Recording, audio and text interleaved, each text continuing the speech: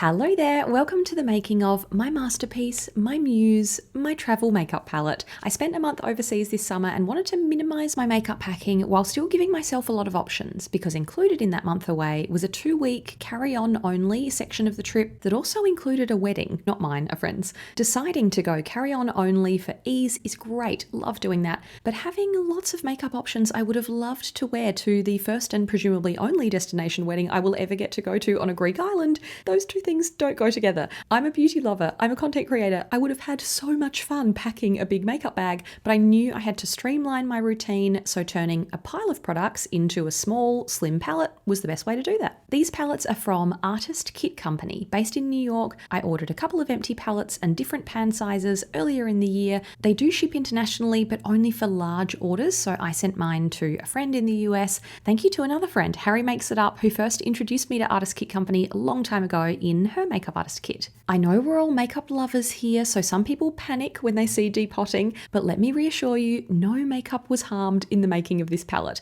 Makeup's meant to be used and enjoyed, and I wanted to use and enjoy it in this particular form on my trip, and it was the perfect opportunity to finish off and scrape out the last parts of products that were almost empty anyway. The only items I chose to slice, were products that would still be fully usable in their original packaging afterwards. I thought about that. Anything in a stick is fine, like blush sticks, even lipstick bullets, because I knew I'd do it neatly, and you don't need to slice much product for such shallow pans. So please don't stress or come for me. Nothing was ruined. All of my makeup is alive and well, and I can enjoy it in this mini palette too. I ordered 2 palettes plus 2 packets of 2 different sized pans to insert, small and medium, so I could mix and match if needed. The small pans are so tiny they're really pinky sized, whereas medium fits your pointer, middle or ring fingers to pick up product. In the end, I stuck to the medium pans, so 10 products per palette, plenty. You will need a makeup spatula, palette knife, or mixing spatula, whatever you call it.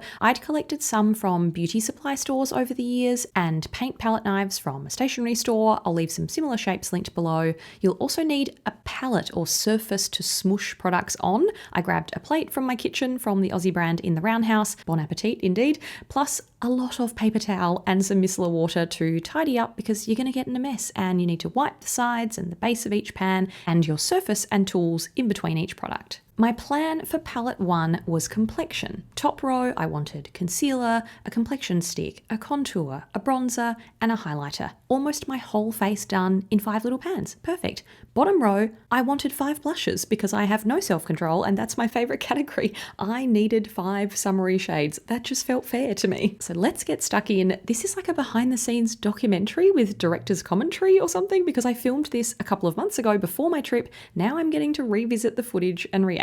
First up, a very well-loved Merit the Minimalist complexion stick, twisted up as far as it'll go. Nice clean cut for my first try. I discovered some products are firmer than others, so they need a bit of warmth to soften into the pans. The first thing that occurred to me was just using a hairdryer, so I grabbed my Dyson. What didn't occur to me is that everything on your desk will blow away, so pin down the pan with the spatula because it gets too hot to hold. Also, look how much more was inside this stick. If you ever think you're done with a product, you're probably not. Why not dig out and depot every last bit? I've had a couple of basically finished, favourite creamy, high coverage Clé de Peau concealers sitting around for ages. They don't twist up any further, so this was a great chance to scrape out the rest. Still shocked by just how much product can be salvaged. I used up the end of the second stick as well, so it's great to have it in this new little palette home. I know cutting this Westman Atelier Face Trace contour stick in biscuit might be painful for some of you, but as I said, I can still use the stick perfectly, not wasting any crumbs here.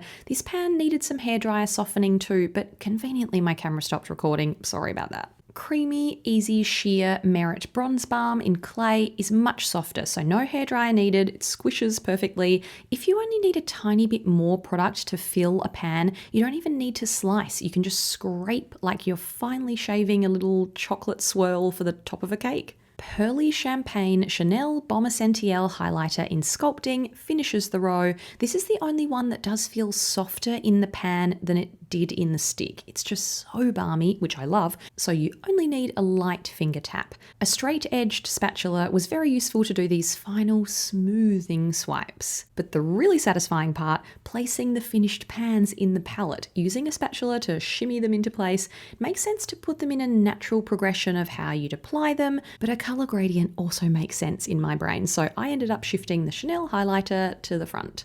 Okay, on to the second row. My summer cream blush brief was peach, coral, orange, terracotta, so after a process of elimination, I picked my top 5. Beginning with Westman Atelier Baby Cheeks in Chouchette, an understated satin peach. This one was a little on the firmer side again, but the hairdryer wasn't required. I managed to scrape off thin layers that were easier to put down. Ooh, very happy with that final smooth swipe too.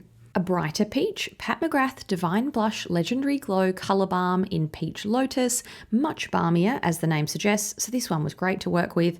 Always love a dewy blush, even in summer, but this formula does have surprising lasting power for such a glossy finish. Speaking of lasting power, summer also calls for more matte cream blushes that stick around and multitask, like Nude Sticks Nudies Matte Blush in Sunset Strip. This coral pink is perfect for a bright, unified look across your cheeks, lips, eyes. I learned to expect mess even with a thicker texture. I will issue a warning for this next product. If you know that seeing Merit Flush Balm in Persimmon losing its curve will upset you, please skip ahead. I wasn't worried because my favourite Flush Balm is really flat anyway from applying it so much, but this one did require a deep breath. Super neat slice, I've got to be happy with that.